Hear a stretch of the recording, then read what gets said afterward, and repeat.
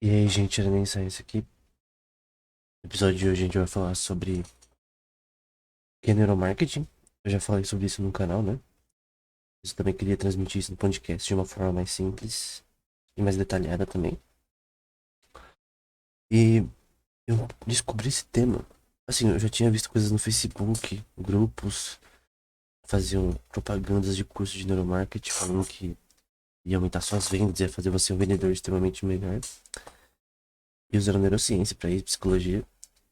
Eu sempre ficava com o pé atrás, né? Parecia muito sensacionalista, né? E nesse mercado, realmente tem coisas muito sensacionalistas. E isso, na verdade, é um problema.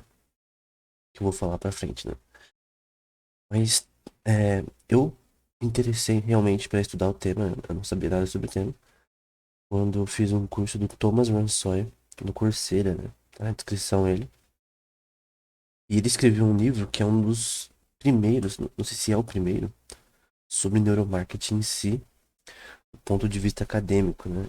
Ele não lembro de que universidade que ele é, eu acho que da Holanda, mas eu posso estar errado. É, vai estar na descrição. E ele deu um panorama assim bem cru sobre neurociência e psicologia. Como eu já tinha estudado sobre esse tema, que é inteligência artificial geral, né? A gente tem que estudar bastante neurociência, né? E então eu já sabia sobre esse tema, já tinha feito curso sobre o tema, até já falei no canal e outros podcasts sobre o tema, né? Até já escrevi alguns capítulos dos nossos livros sobre esse tema, mas eu não sabia nada de neuromarketing, né? E foi, tipo, um abrir de olhos o curso dele que tá na descrição e é de graça pra quem quiser fazer também, né? E posteriormente, né, eu comecei a ler artigos sobre focados no neuromarketing, né? E eu vi que é um tema bem interessante, mas que na verdade não é tudo que ele promete ser para o marketing. Ele é interessante. Tem várias ferramentas que eu vou falar no decorrer do podcast, né? Esse episódio realmente funcionam, mas nem todas. Enfim, primeiro a gente vai falar sobre a neurociência em si, porque não tem como a gente falar sobre neuromarketing e as aplicações sem falar o mínimo de neurociência, né? E até no curso dele ele também foca nisso primeiro, né? Então, o que que é neurociência, né? É uma área de estudo que ela é, comparada a outras áreas, ela é relativamente recente, até como a psicologia moderna. Então, por exemplo, se você estuda o Freud, é, Skinner, joga tudo no lixo, que é lixo. Eles não tinham experimentos na época como os de hoje, e a maioria das coisas que eles falaram era merda. Tanto o Freud quanto o Skinner, né? O Skinner é muito famoso pela teoria de reforço, né? Que o ser humano ele funciona com recompensas dopaminérgicas, é, que isso que moveria o ser humano e a gente poderia prever as atitudes do ser humano com isso, né? Aí tem um famoso paper que tá até no Instagram, que é o do. Ai, esqueci o nome dele, do cara de linguística, talvez eu lembre, que é um paper review, né? Ele pega o paper do Skinner sobre esse tema e destrói totalmente, né? É do. Esqueci totalmente, mas depois eu lembro, né? E esse tipo de, de pesquisa, né? Ele realmente precisa de formas de tentar escanear o cérebro corretamente para entender como ele funciona, né? E normalmente é usado escaneamentos como PET scan, que é Positron Electron Tomography, MEG, também é usado, fMRI, ou só MRI, que é ressonância magnética, provavelmente vocês já ouviram falar. Só que nesse caso do cérebro, né, você consegue ver uma imagem aí da, que mostra regiões do seu cérebro com espectros de densidade. Que mostra uma imagem, né? Você pode pesquisar no Google, né? Até no vídeo que a gente já fez sobre esse tema, a gente mostrou alguns exemplos.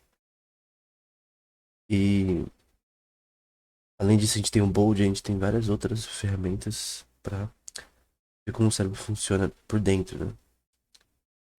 Sem ter algo tão invasivo, né? Tem, por exemplo, o eletroencefalograma, que é muito usado em neuromarketing, né? Que eles põem tipo um. Como você pode ver nessa imagem, por exemplo, o cara com um VR. E normalmente esse VR ele teria o. Tipo um capacetinho. Tem alguns que até não capacete, é tipo um óculos, parece. Que fica ao redor da sua cabeça. Que ele analisa, né? Suas ondas cerebrais. Então, o seu cérebro. A gente vai falar sobre isso, né? Ele processa dados de forma química, de forma elétrica. E essa forma elétrica, ela emite ondas. Tanto que seu cérebro também ele emite ondas fracas eletromagnéticas, né? E tem eletricidade, tem eletromagnetismo também. E você pode detectar elas para ver padrões que podem ser usados para estudar doenças como, não sei se Parkinson também, Parkinson, epilepsia.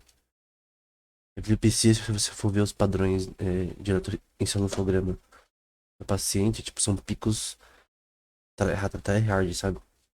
Então, normalmente são alfas beta, gama, é,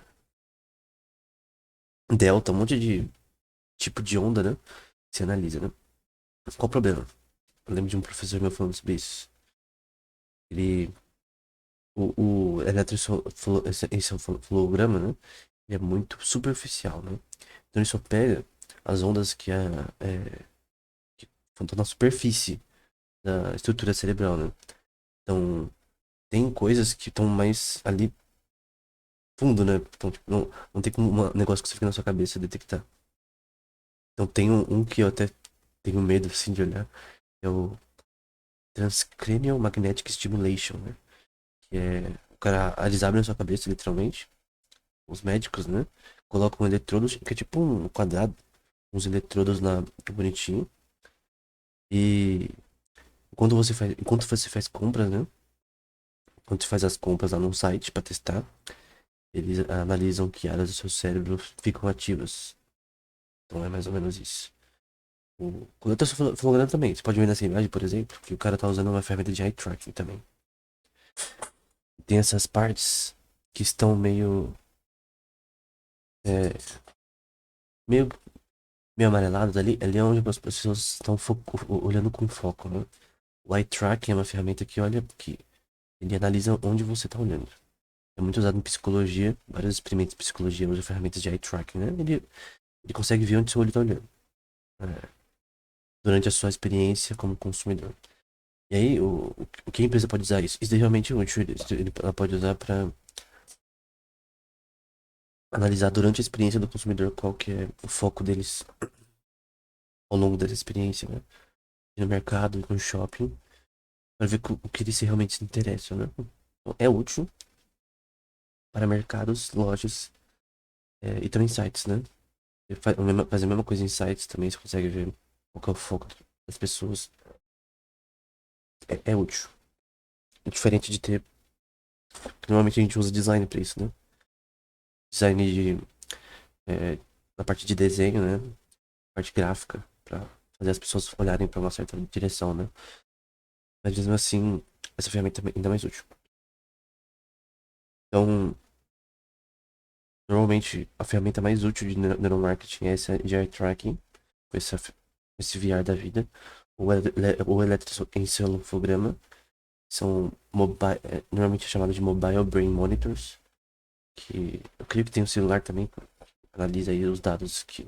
Imagina se eu soltar 100 pessoas no shopping e fazer esse estudo, né? É útil pra caramba. Pro shopping, né? Não deve ser tão caro porque essas ferramentas não são tão assim caras como você fazer um fMRI scan ou transcranial magnetic stimulation, né? Que eu falei que abre a cabeça da pessoa. É mais caro, né? Se fazer isso, né? Mas obviamente, se você usar a ferramenta, se você tiver uma ferramenta, se usa ressonância magnética, um VR, durante a pessoa indo pra esses lugares ia ser legal também. Ser mais específico. Quais áreas que estão relacionadas ao marketing no cérebro? Eu vou dar um resumo geral sobre o cérebro, mas é bom já falar quais áreas para você não se perder, porque eu vou falar sobre muita coisa. Então, quais áreas que estão relacionadas no cérebro ao, a essa questão, né? Então, a mais comum é o ventral striatum, também conhecido como nucleus accumbens, que é associado muito ao prazer no cérebro, né? Então tem o paper, eu creio que é de 2000, tá na descrição, mas eu não vou lembrar. Acho que na verdade eu consigo pegar aqui as referências. Deixa eu ver se eu consigo pegar as referências aqui. Tem o paper que literalmente fala sobre nucleus accumbens. Acho que eu não tô com ele anotado aqui, mas eu vou pôr na descrição. Mais ou menos de 2000, 2005, que ele é, mostrou que, por exemplo, quando a pessoa toma ou drogas, ou café, ou qualquer tipo de estimulante, ou mesmo quando ela toma cerveja, enfim, áreas como o ventral striatum e outras adjacentes. Tem um foco muito grande na expressão de dopamina nessa região, né, que é um neurotransmissor importante aí nessa questão de prazer, também de aprendizado, entre aspas, né? A gente vai falar um pouco. Então, você tem uma expressão grande de dopamina, mas não é só no ventral striatum, também na basal ganglia, que eu vou falar, tem uma expressão bem grande de dopamina. Quando eu lembro de um curso, também tem no Coursera, que é de um autor de um livro que é só sobre esse tema, né? Só sobre psicologia e neurociência por trás de drogas, né? E uma coisa que acontece é que muita expressão de dopamina. Você, nicotina, por exemplo, causa isso também. Tem neuroreceptores que são especificamente relacionados à nicotina, né? E tem uma expressão muito grande de dopamina nessa região. A maioria dessas alucinógenos tem uma expressão muito grande e forte de dopamina que dá essa sensação de prazer momentâneo. Pode ser viciante. E tem essa associação com núcleos accumbens, né? Que é uma área aí, da basal ganglia, relacionada a isso, né? E também chamada de ventral striatum. Porém, lendo a literatura por muito tempo, eu vi que na verdade isso não é tão verdade, né? Não é só o núcleos accumbens, mas são várias áreas adjacentes que também têm essa questão. Embora a gente tenha uma expressão muito grande de dopamina quando a pessoa toma essas coisas nessa área, não é não é tão verdade que ela é a mais importante para essa questão, né? Então não é correto dizer que essa área é a principal no, na questão do prazer nessa questão, né? Porque tudo no cérebro ele age de forma conjunta, né? Então, por exemplo, alguma pessoa fala, "Ah, tal área faz isso, tal neurotransmissor faz isso." Mas não é bem assim. Sempre é uma coisa meio global, né? São várias áreas que conjuntamente, durante uma ação, fazem alguma coisa, né?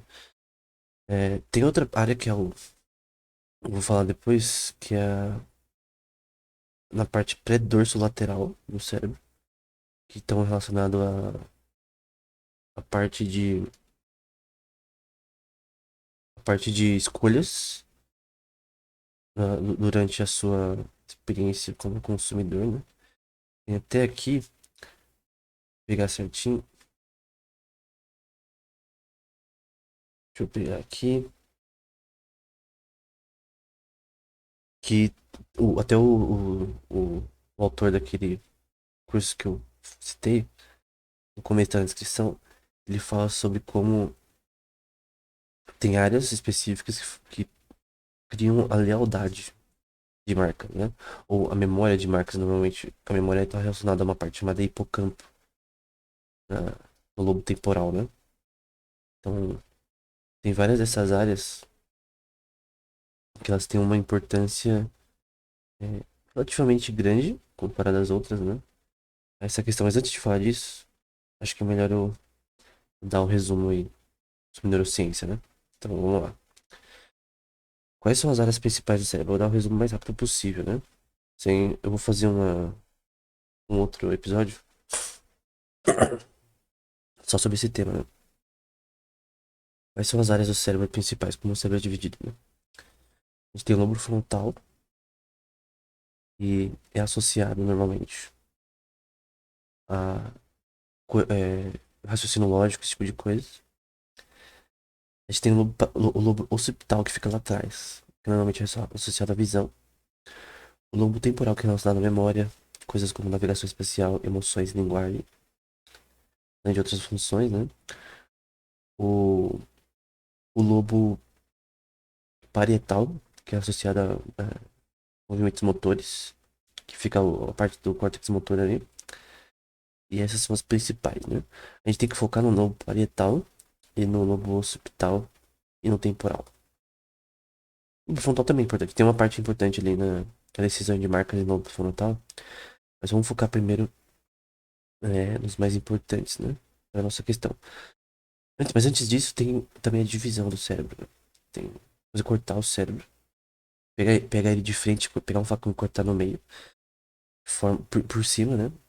É, não lembro se é o corte sagital, é esse. Eu lembro que tem um curso. Tem um curso que. Tem no Coursera também. E também tem vídeo no YouTube sobre isso, né? O médico abrindo o cérebro, mostrando como é por dentro. Que é importante pra você entender melhor como funciona, né? Eu tinha muito nojo, né? Eu não sei se ainda tenho tanto. Mas eu tinha muito nojo de ver isso, né? Porque, sei lá, é meio esquisito. Mas tem um corte que mostra o corpus callosum, né? O que é o corpus callosum? É uma divisão que divide os dois hemisférios, né? E ele intermedia a comunicação entre os dois. Então, esses dois hemisférios, eles comunicam, por exemplo, a própria basal ganglia, ela tá nos dois hemisférios. Então, você vai ter várias áreas que estão nos dois hemisférios e agem conjuntamente nas duas funções. Eu já vi pessoas falando, um anestesista, por exemplo, era numa palestra, né? Eu esqueci o nome dele. Tô ruim de lembrar o nome hoje. Mas ele falou que, tipo, se você, tem pessoas que conseguem sobreviver só com metade do cérebro, né? Mas enfim, o corpus callosum, ele divide o cérebro, né? E aí você pode falar, eu pensava que era só uma divisão, tipo, só uma divisão não serve pra nada, além disso, né? Mas na verdade é muito importante pra linguagem. E várias funções cerebrais, elas são comunicação entre os dois. Se você perde um lado do cérebro, você tem um problema nisso. E uma coisa que acontece quando você tem problemas de defeitos na formação do corpus callosum, lesões parciais nelas, né?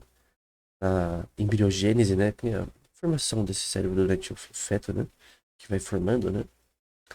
Desde a sua concepção, né? Pode afetar funções relacionadas à linguagem e até o entendimento de questões semânticas, né? Então a gente vai falar um pouco sobre linguagem.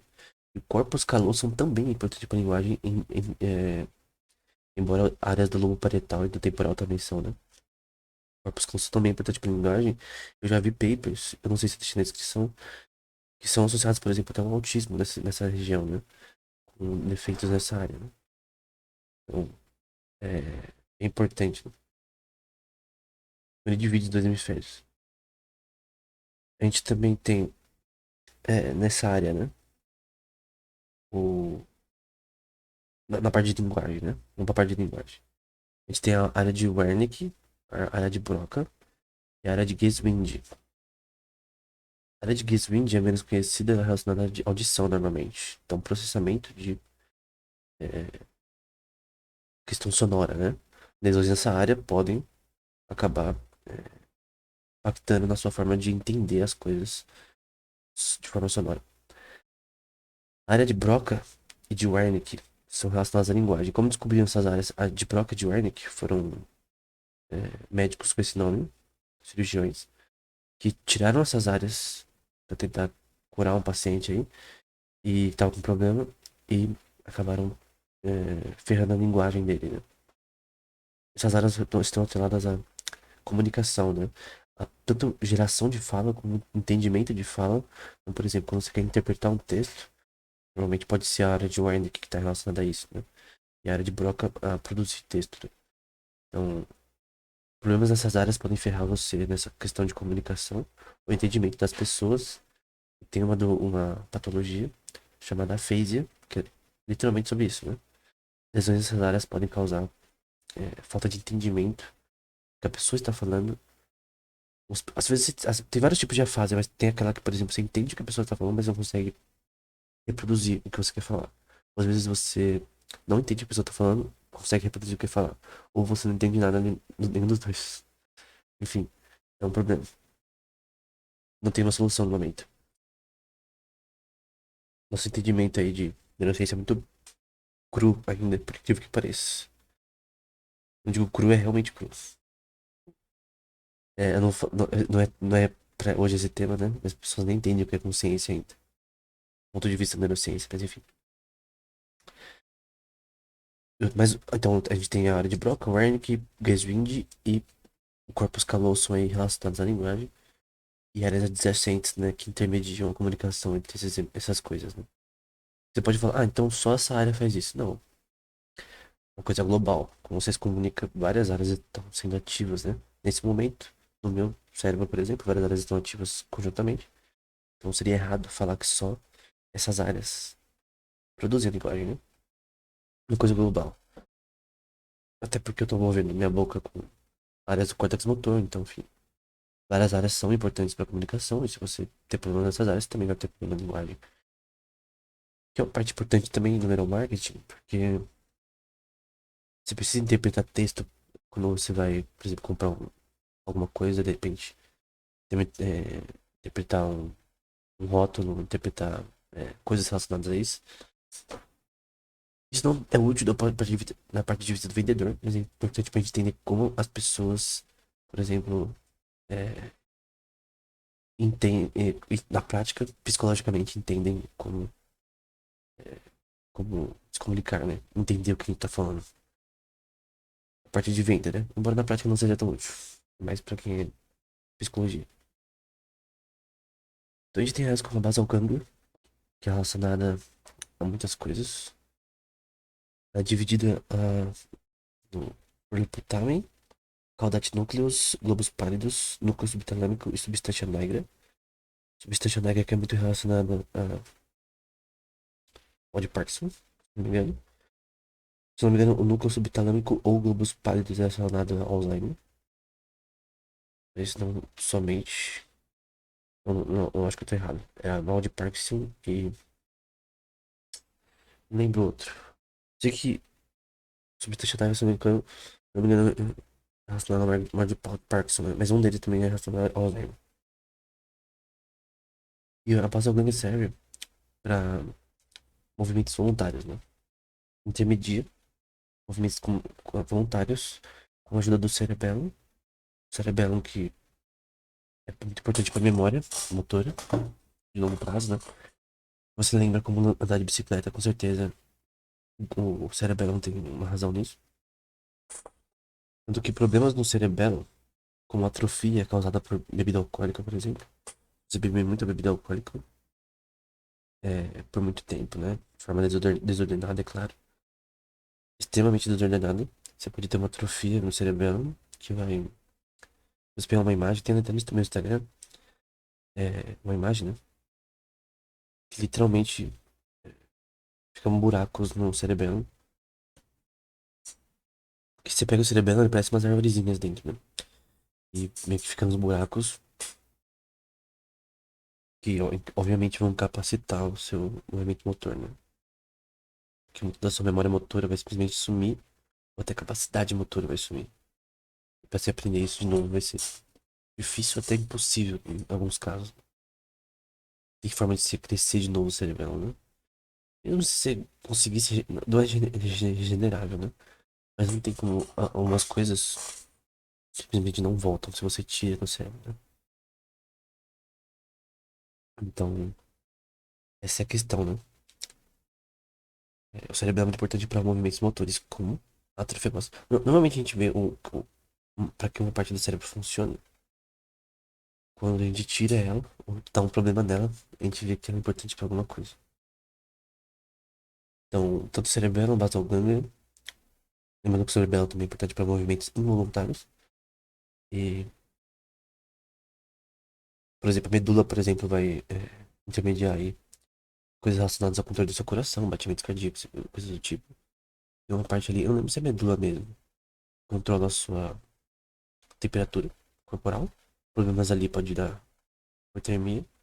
Enfim, várias coisas aí que mostram aí a criação divina bem pincelada aí para o que é necessário para cada área do corpo humano, né? Uma obra-prima, no caso. E aí, a gente também tem o córtex motor lá em cima, que tem uma parte chamada homúnculos, né? Que é a. Eu não lembro qual área que é a Brodmann área. Não lembro qual área. Acho que eu vou até ver aqui. Tem no meu Instagram. Que as áreas do cérebro são chamadas. São divididas em áreas Brodmann, né? Eu acho que não é necessário saber qual que é. Tem no meu Instagram. E no caso, o córtex motor primário tem essa função aí de controlar os membros do corpo. Mão, braço, pé. E é uma divisão específica, né? Tem uma área específica, córtex motor primário, né? Que é relacionado à língua, mão e pé. Aí tem alguns diagramas que mostram algo como se fosse uma área específica, né? Mas é uma coisa mais global, né? E como que eles descobriram isso?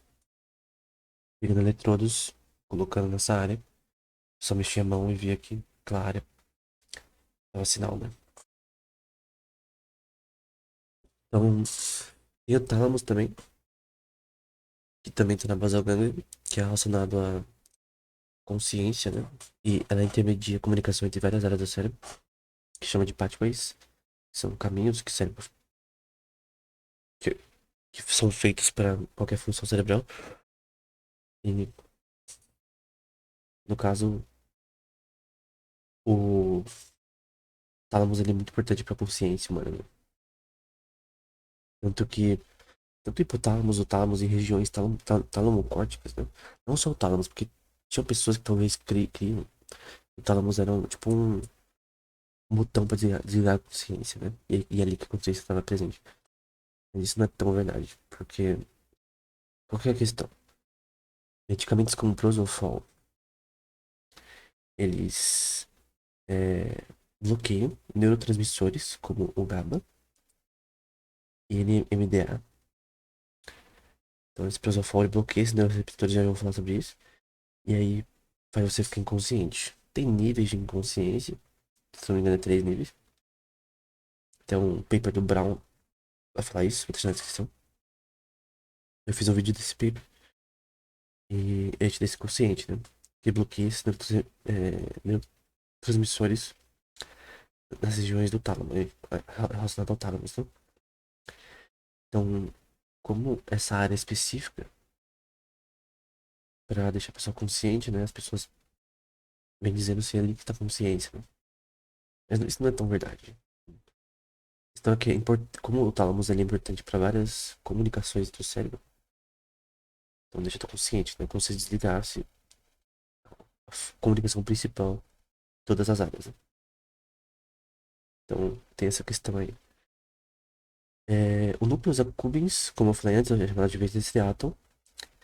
E aí, ele é importante, como eu disse antes, para recompensas dopaminérgicas que dão sensação de prazer. E, e podem causar dependência, né? Ativando e bloqueando aí a dopamina nessa região. Essas são as áreas principais. Tem também no hipocampo, que é muito atrelado à memória de longo prazo. Curto prazo também eu creio. O hipocampo é muito estudado. Eu lembro que tem um curso no edx.org, da EPFL, que é da França, que é só sobre hipocampo. É um curso, tipo, só sobre hipocampo e eles estudam o hipocampo de um rato, né? Assim, eu acho que o melhor curso que eu já fiz sobre. Os melhores cursos de neurociência são da EPFL, né? A EPFL é uma cidade muito boa, né? Tem um curso dela de graça no edx.org. Tá deixando na descrição aí, tipo, ele fala especificamente sobre isso, né? Mostra áreas do hipocampo relacionadas a específicas. Acho que pode fazer um vídeo. Um vídeo não, um podcast só sobre hipocampo. Porque tem muito conteúdo sobre esse tema. E lesões do hipocampo vão permanentemente, provavelmente atrapalhar a memória de uma pessoa, né? Só que além dessas áreas, a gente tem os neurônios, né? Que eu não falei que é uma parte que as pessoas conhecem, mas que são importantes, né? Existem bilhões de neurônios no cérebro. Pra que serve o neurônio, né? Ele serve pra comunicação entre o cérebro, no cérebro. Tem vários tipos de neurônios, tem várias redes de neurônios. Eles não eles se comportam como sub-redes e no fim criam uma rede só. Mas não é uma rede só. Imagina como várias sub-redes que trabalham conjuntamente para usar funções específicas. Embora muito pouco é sabido de como essas funções emergem, né? Tipos de neurônios que tem em várias áreas, né? Então, tem neurônios, por exemplo, que são muito comuns no hipocampo, outros na basal gânglica. Então, cada área tem um tipo de neurônio que é muito presente. Então, a gente tem o neurônio, o núcleo celular, né, comum, os dendritos, que são os braços dele, tipo umas arvorezinhas, e os axons, que tem uma bainha de mielina, que é mielina que pra que serve esse negócio? É tipo, serve pra informação passar mais rápido. Sem a mielina no cérebro, a informação demoraria muito pra chegar. Problema. Então, a mielina, ela serve pra passar a informação mais rápido. E nessas bainhas de mielina, a gente também tem as células de Schwann, no que a gente chama de nodes de Ranvier, nessa área, né? Então, a gente também tem os axons, que são os braços dos neurônios, né? E no fim desses axons a gente tem uma sinapse, né? E basicamente é isso, né? As células de Schwann também eu tenho que falar que elas são oligodendrócitos, que são células gliais, que tem foco em manter a mielina na forma que ela tem que ter. Então, a célula de Schwann serve para fazer a mielina ficar ali do jeito que tem que ficar. Existem vários tipos de neurônios, né? Tem até um paper do Mark et al. Na descrição. Se você fez esse paper, procura, pega o que tá na descrição, copia, né? Põe no Google, você vai achar esse paper, abre o PDF, tem várias imagens bonitas sobre sobre os tipos de neurônios que existem.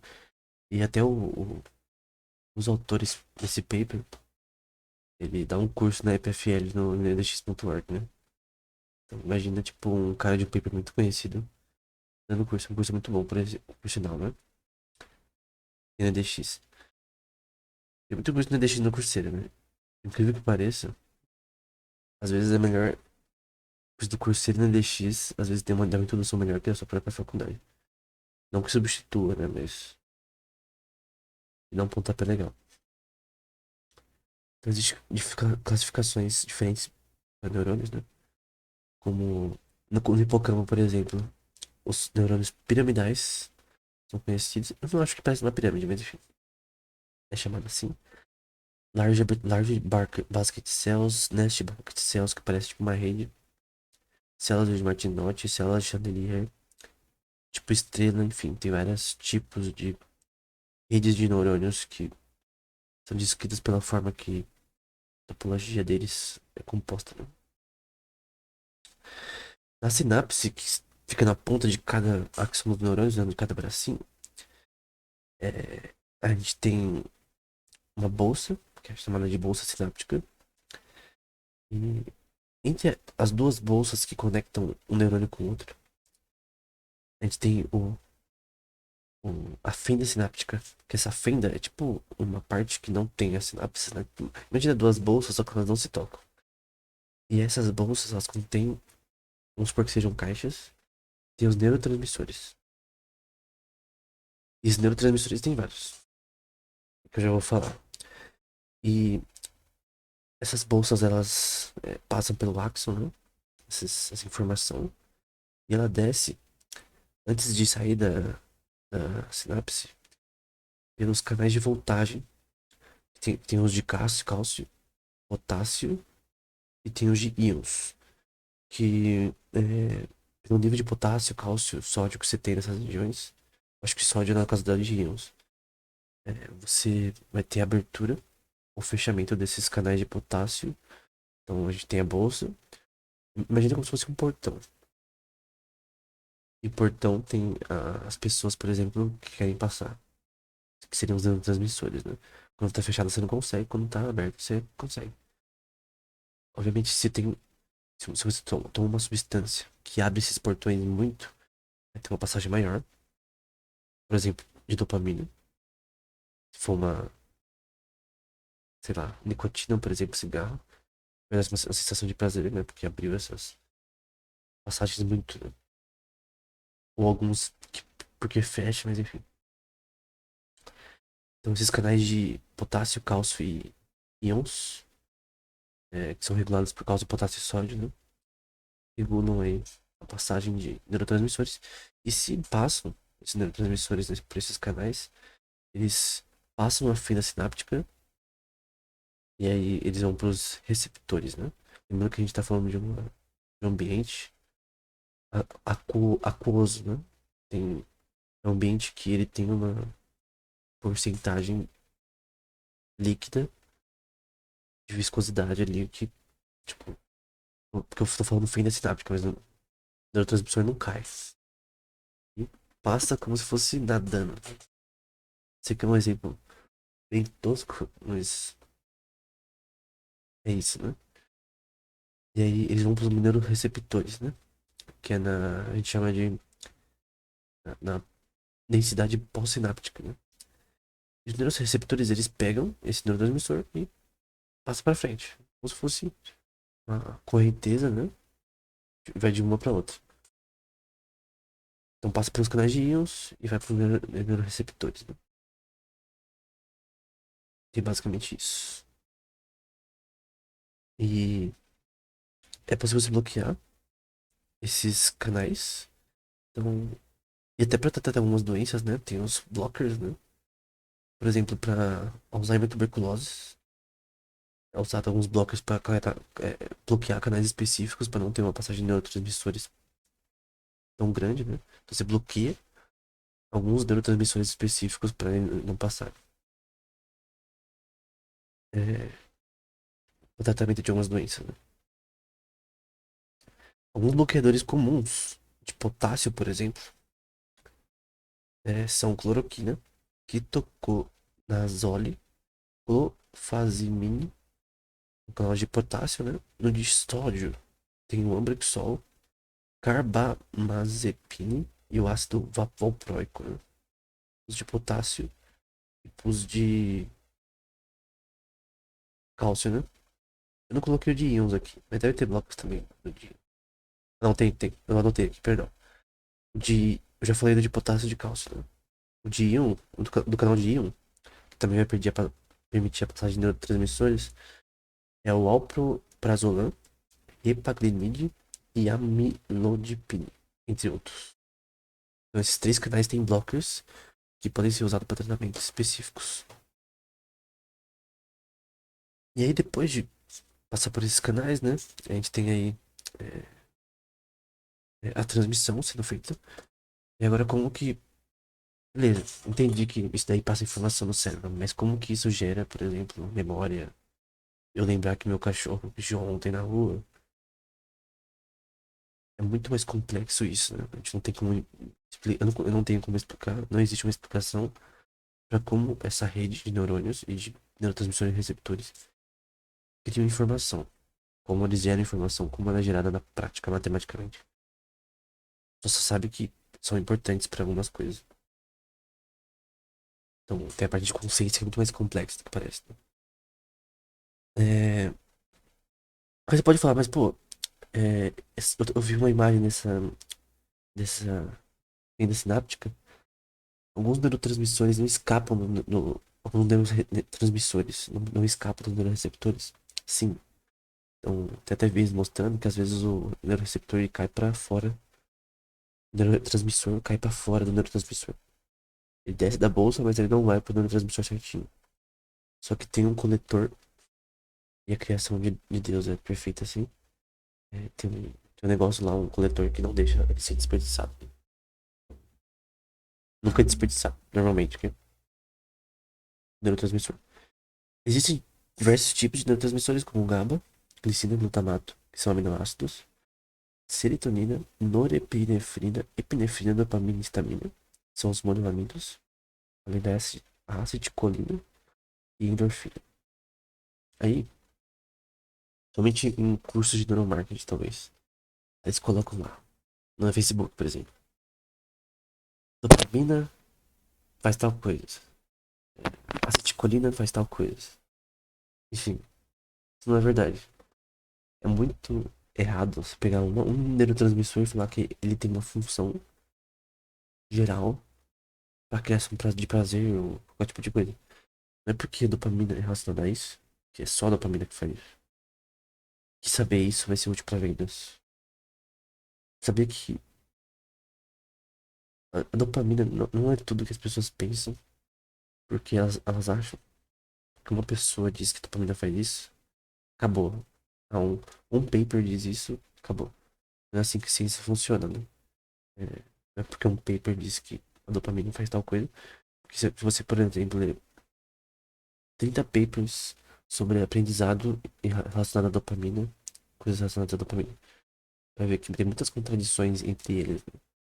Os experimentos e tal. Então não é bem assim. Mas cada um tem uma função ali que pode ser vista como importante. A acetilcolina, por exemplo, sido associada à violência, por exemplo, comportamento violento. E eu já vi muito presente, eu já fiz um vídeo sobre isso no canal. Você ir pra baixo nos vídeos, que era sobre o cérebro de répteis. Tanto tartarugas, por exemplo, eu não vi de lagarto, mas se bem que o crocodilo deve ser lagarto, né? Não sei. E a biologia animal é um lixo. É, crocodilos e répteis têm áreas ali que tem uma expressão muito grande. Perdão, não é acetilcolina.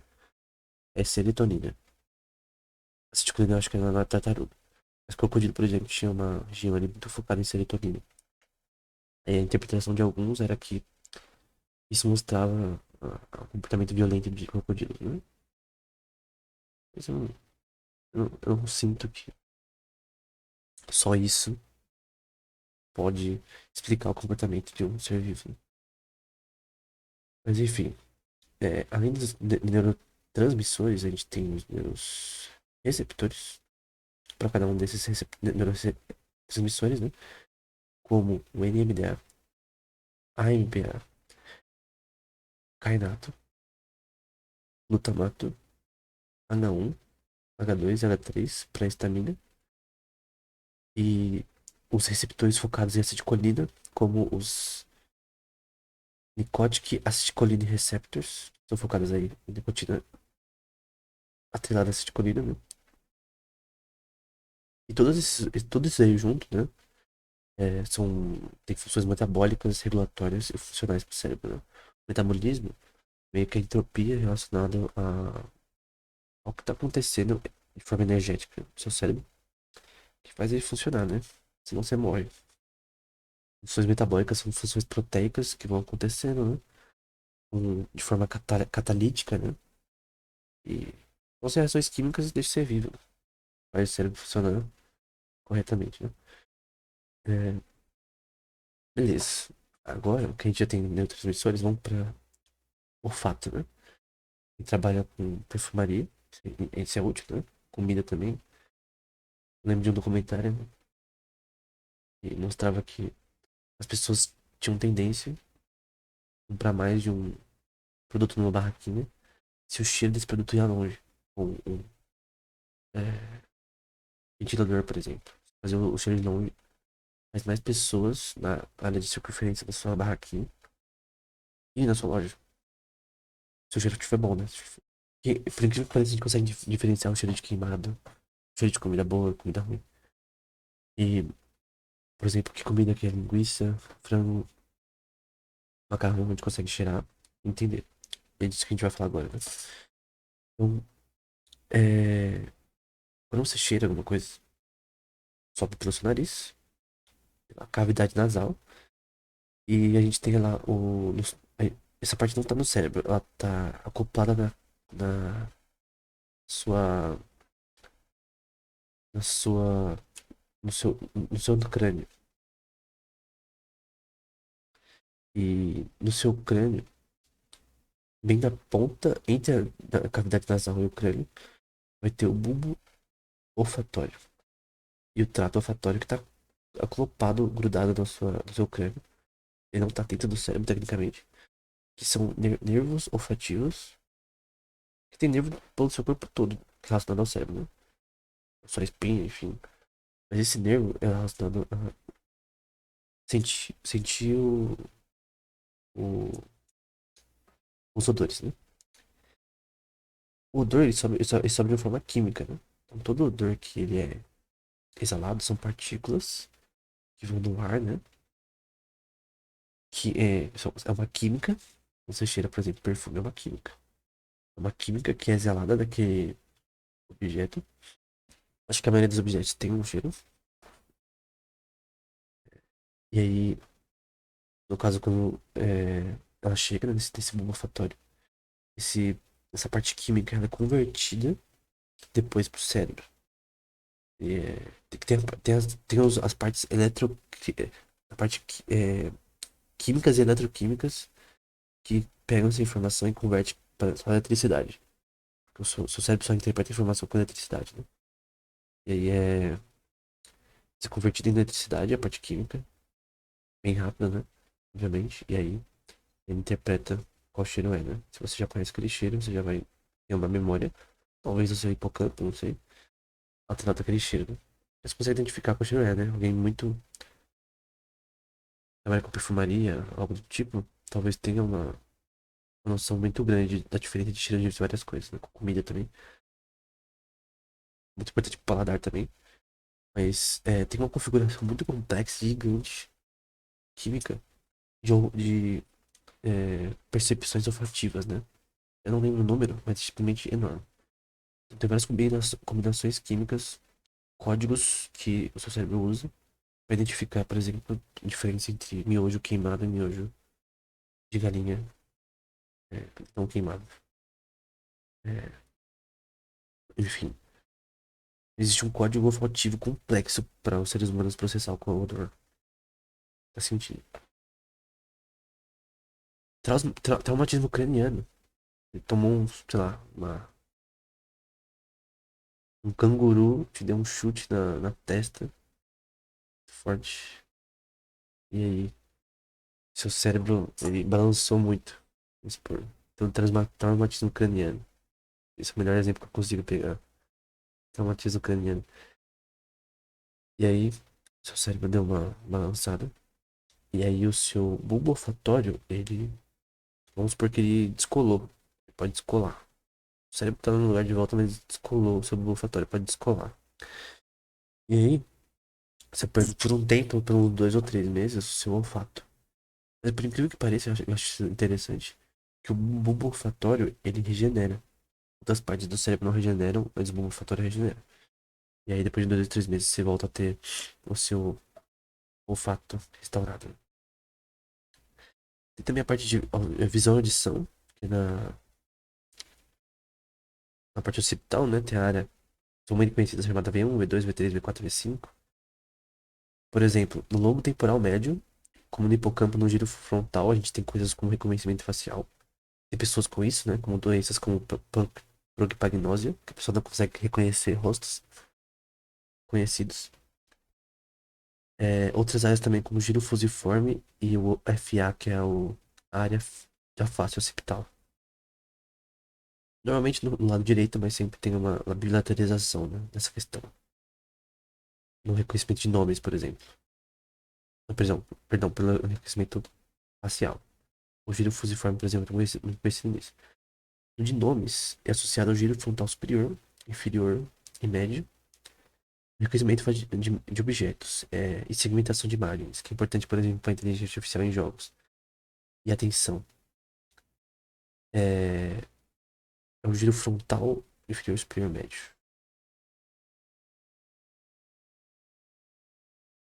É, não, perdão. Na verdade, reconhecimento de objetos e segmentação de imagens é na via ventral e na dorsal.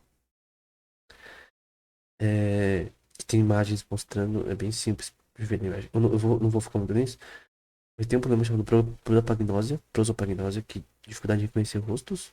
Eu vou citar um exemplo do Derrence et al., em 1968, descrevendo um paciente com isso. Ele recusou, tô citando aqui, né? Ele recusou se internar após 15 dias de tratamento em casa e conseguiu retornar ao trabalho. Mas a principal reclamação era que não conseguia reconhecer pessoas, nem mesmo esposas ou parentes, a menos que ouvisse suas vozes, né? Então, um problema provavelmente no giro fusiforme ou no OFE não deixava ele conhecer as pessoas, o rosto, né? Eu não tenho esse problema, mas não sei se já aconteceu com vocês, eu já tive o problema de... Tem pessoas com traços específicos que eu não consigo, por um tempo, não conseguia reconhecer a diferença. E às vezes eu olhava pra uma pessoa que era bem parecida e eu não conseguia distinguir a diferença, né? Mas não, acho que não é melhor demais, não. É, aí, quando questionado sobre o reconhecimento facial, de novo, a citação, ele admitiu, no entanto, que às vezes também experimentou alguns problemas de distinguir objetos características semelhantes, como maçã e pêssego, faces de cartas de baralho ou edifícios. Então, mesmo rostos de face de baralho, mesma coisa, né? Enfim. Então, no geral, acho que só essa divisão já é importante. Outra parte importante também relacionada à neurociência aqui é a atenção do cérebro. Qual parte que é focada na atenção, né? É, os neuroreceptores importantes para isso, por exemplo, é a acetilcolina, em regiões como no sulco interparietal e no lobo parietal, e para execução o córtex cingulado anterior e outras regiões pré-frontais relacionadas à atenção. E a atenção é importante, sim, a experiência do consumidor, da forma que ele vai escolher as coisas e ficar mais entretido com alguma coisa, principalmente no entretenimento. Como você chama a atenção do consumidor? O problema é que tem a parte neurocientífica e a parte fenomenológica. Isso que as pessoas estimam muito. A parte neurocientífica é a parte que a gente tá falando. A parte fenomenológica é a parte que você entende vivendo, né? Você entende que uma pessoa gosta de sorvete. Porque a pessoa gosta e, pô, uma parte fenomenológica que a gente não consegue entender neurocientificamente porque uma pessoa gosta de sorvete e outra não. Não uma parte neurocientífica, é uma parte comportamental que você pode observar e analisar, mas você não consegue entender as partes do cérebro que fazem isso, porque uma pessoa escolhe sorvete de baunilha e chocolate. Eu não gosto de sorvete de chocolate, eu prefiro flocos. Por quê? Não sei. Em algum momento da minha vida, eu, eu decidi que eu não gostava de chocolate tanto quanto flocos. Outras pessoas não gostam de flocos. Outras pessoas não gostam de chocolate. Outras pessoas não gostam de sorvete. As pessoas são viciadas em sorvete. Mas por que isso faz isso? Uma parte singular da pessoa. Toda pessoa ela tem um sistema mental que é privado, né? Ninguém tem acesso, enfim. É, então tem essa questão, né? A gente tá falando da parte neurocientífica, mas tem a parte também comportamental, que talvez seja mais importante que o que a gente tá falando no neuromarketing, né? Não que isso não seja relevante, principalmente para psicologia, para quem estuda psicologia, para quem estuda neurociência, é importante entender essas questões. Mas eu não creio que seja extremamente importante para. Eu acho que a psicologia é mais importante para o marketing, né? Talvez o nome não deveria ser neuromarketing, mas sim psicomarketing. Você entender a psicologia comportamental por trás do consumidor, não só a neurociência, né? Então, você pode fazer pesquisas como que eu falei, a gente falou antes, né? Terminando já, usando eletroencefalograma, mobile brain monitors na cabeça dos participantes, como está na imagem, ferramentas de eye tracking, tanto para você ver as ondas cerebrais da pessoa e também para onde ela está olhando durante a experiência da compra, né? Áreas como a basal ganglia podem ser importantes para emoções. Eu acho que eu não falei isso antes, mas a basal ganglia ela é normalmente associada a emoções. Até, por exemplo, quem já jogou Homem-Aranha do PS4, quando o Otto Octavius fica doidão lá com os braços robóticos. Tem um livro na cabeceira lá do jogo, uma sala, que é Tem até no meu canal no Instagram. É um livro que na verdade me. É um livro que me. É, me introduziu na neurociência pela primeira vez. Não, não é um livro que existe. Só existe no jogo, né? Mas me. Pesquisei na internet pra ver se existia aquele livro. Eu achei, na verdade, um artigo, né? E aí foi o que me interessou em neurociência, né? Na verdade, foi o que me interessou nessa área, na verdade, foi esse livro de um jogo, né? Por que que parece. E o problema do Dr. Octavius era principalmente na base da ganglia. Ele tava fazendo estimulações com aqueles braços robóticos na base da ganglia, que afetou o julgamento de emoções dele. Não só de emoções, mas também do córtex frontal, provavelmente, a parte de raciocínio lógico, né? Mas principalmente a parte de emoção, né? Ele ficou muito emotivo com relações ao que estava acontecendo, né? Enfim. É, é basicamente o que o Peter e o Otto Octavius estavam fazendo, né? No jogo do Homem-Aranha do PS4 primeiro. É, enfim. A amígdala, especificamente, que é associada a funções emocionais do ser humano. E o hipocampo também faz parte da decisão da compra, coisas do tipo. É, enfim, tanto a parte visual é, das cores que você usa, tudo que você usa, você tem sim também uma importância aí com relação à forma que a pessoa vai gostar aí do seu produto, né? É, uma coisa que no curso que eu citei também fala, aqui do paper do estímulo, et al. 2020, mostra que a ativação do córtex pré-frontal dorsolateral. Então, vamos lá. Essa parte é importante. O córtex pré-frontal e dorsolateral, o girossímbolo e o córtex lateral occipital são relacionados a cores de produtos, né? Eles são importantes para o entendimento de cores de produtos, provavelmente, né? É importante aí para uma marca, no caso, né? A gente entender é, a importância disso, né? Mas não que seja útil na prática. É, Plasman et al. 2012 mostrou é, que áreas como o striatum são importantes na lealdade a marcas, como Coca-Cola, esse tipo de coisa. De repente você é fã de uma empresa de jogo, enfim. E o córtex pré-frontal dorsolateral, o hipocampo e o córtex para-hipocampal. Eu sei que é muita coisa, mas na região. E também no córtex paracingulado. Esses quatro, né? Quatro. É para memória de uma marca. Então, o striatum para lealdade à marca. E esses outros que eu citei. Principalmente o córtex pré-frontal dorsolateral. O hipocampo, porque o hipocampo é relacionado à memória de longo prazo. É para memória de uma marca. Sendo também relacionado ao bem-estar que temos com essa marca, né? Então, isso é útil para vendas? Não. Vamos ser sinceros aqui. Neuromarketing tem uma limitação.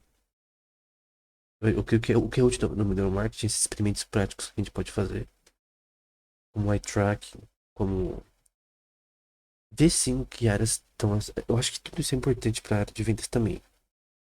Mas não creio que no momento a gente tem explicações tão óbvias que realmente sejam úteis ao ponto de alguém contratar uma empresa de neuromarketing para ajudar ela a fazer negócio. Talvez na parte de eye tracking seja útil, outras áreas, mas saber que o córtex para hipocampal é atrelado à memória a marcas não é tão útil. Mas qual que é a interpretação que a gente pode pegar? Por exemplo, pô, é, a memória da marca é importante. Como que a gente causa isso no ser humano, né? Como que a gente faz que a pessoa se lembre da marca e continue comprando, né? E aí, no caso, vai ser a qualidade. A gente pode adquirir interpretações, mas não tão. Não que você vai pagar uma empresa de neuromarketing pra fazer uma coisa pra você, né? Eu não acredito que isso seja útil na prática. Então vamos terminar aqui. Neuromarketing é uma área nova que busca ah, melhorar a área de marketing. Tem muitas pessoas que acabam de forma. Eu não sei se é. Não é intencional. De repente a pessoa acha que realmente é útil. Mas eu não acho que o neuromarketing seja tão útil quanto a maioria das pessoas acha. Não acho que ele é tão útil quanto a maioria das pessoas acha. Eu creio que ele é mais útil para quem estuda psicologia, para quem estuda neurociência, quem estuda economia. Tem uma chamada Behavior Economics, com certeza essa área é associada. É importante. Eu creio que tem áreas do neuromarketing que são importantes, como eye tracking e mobile brain monitors, né? Pra você entender, é, sei lá, se os, como sua loja está saindo nessa questão, qual é o foco do consumidor, principalmente eye tracking. Acho que eye tracking é a ferramenta mais útil. É uma ferramenta que eu acho que todas as lojas, empresas, beneficiariam tanto para sites quanto para produtos. Então, uma empresa de eye tracking, por exemplo, se tiver dinheiro sobrando aí e quiser aplicar o que você aprendeu aqui, creio que uma. Tanto aplicar ferramentas de eye tracking, né? Esses óculos Rift aí. Pode ser útil. Também para fazer um bem bolado, também colocam o eletroencefalograma para isso. Você pode ou fazer esses produtos ou. Não é tão difícil não. O eletroencefalograma é barato. Comparado a outras formas de analisar o cérebro, né? E ferramentas de eye tracking junto. Tem estudos que usaram o fMRI também. Durante a pessoa fazendo compra. Ressonância magnética, né? Que é melhor. Mas enfim. Tudo isso daí é útil para uma empresa. Isso realmente pode ser útil. Realmente eye tracking. Então eu creio que essa é a parte mais aplicável para você ver qual que é o foco do consumidor durante ainda numa loja. Como chamar melhor a atenção do consumidor, você vai testando com vários consumidores. Então eu creio que na verdade essa é a melhor ferramenta que o marketing produziu. No momento é a única que dá para ser aplicada, vendida, que realmente vai ter uma demanda por ela muito grande. Então, as pessoas virem que isso é útil. Uma pessoa acha utilidade em alguma coisa, a demanda é criada, né? Pra quem não estuda economia, né? Tem um podcast sobre economia, né? Tem até que postar mais coisa. É, o mais importante de tudo é a utilidade na economia. Então, qual que é a utilidade do eye tracking, né? Ele vai fazer a empresa ter uma noção melhor. Melhor do que antes, melhor do que nada, né? Melhor que se você não tem isso. De como chamar melhor a atenção do consumidor. Então, as empresas que criam os produtos também podem analisar uma prateleira só de um produto específico, quais são as áreas que o consumidor foca, né? Então, para design de produto também é importante. Então, eu creio que empresas de design de produto, empresas que criam esses produtos, que no caso poderia ser terceirizada, né? A parte de design, as empresas de marketing, as empresas de marketing digital também, porque no Instagram isso aqui também é aplicável. Tem ferramenta, tipo, você pode, não tem um site que eu tenho na descrição, que literalmente você pode usar isso no seu site. Você usa a ferramenta de eye tracking no seu site para ver para onde as pessoas focam. Pra você ver realmente se ela tá focando no certo, né? Por exemplo, você quer que a pessoa foque na parte de comprar. De repente você quer fazer um design que seja o mais simples possível pra pessoa, sabe, clicar nos botões de uma forma rápida, aprender como mexer no site rapidinho. Você pode usar essa ferramenta de eye tracking pra ver como que é, como que isso acontece, né? Então, tem sim. Tipo, resumindo, a única ferramenta útil para neuromarketing atualmente, na prática, né? Para business, é eye tracking. Só. Mais nada. Tanto para produção desses produtos quanto para N áreas que você pode pensar em. Tirando isso, não tem aplicação. Zero. Aí, no caso, é mais para a parte acadêmica, né? A explicação e a parte também econômica. Pois isso daqui é muito importante para economia. Quem estuda economia de comportamento. Tem um curso no MIT, por exemplo. Tá de graça. Tem no YouTube e no site do MIT de cursos, né? Que é Behavioral Economics. Literalmente neuromarketing. É chamado de Behavioral Economics. Isso é muito importante para economia. Você tentar entender como pessoas se comportam, né? Mas não sei se é só do ponto de vista individual ou populacional, né? Até um, um livro do Isaac Asimov fala um pouco sobre isso, né? Como você prevê, você tenta prever o que as pessoas irão fazer no futuro, né? Então, Fundação, né? Tem até a série horrível na Apple TV, né? Eu nem vou falar porque é horrível, porque é óbvio, né? Quem lê o livro. Mas enfim, se bem que eu só li o começo, né? Mas só de ler o começo eu já vi que é diferente. Mas enfim, era isso. Qualquer dúvida, pode colocar nos comentários. Até o próximo episódio.